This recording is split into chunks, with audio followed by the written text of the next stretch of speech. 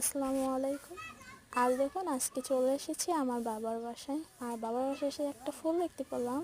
এই গাছটা দেখুন, গাছটার সুগন্ধটা অনেক সুন্দর, বাট এই গাছটার নাম কি আমি নিজেও জানি না। কেউ যদি জেনে থাকেন কমেন্ট করবেন। আর দেখুন আমাদের শহরের দিকে দেখুন কত এইসবগুলো পাওয়া যায় না।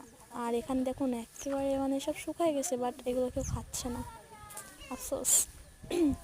আরেকটা জিনিস খেয়াল করলাম, এই যে গাছটা, এই গাছটা দেখুন অনেক বছর আগের গাছ। আর গাছটা দেখেও সত্যি মনটা একেবারে ভরে গেল।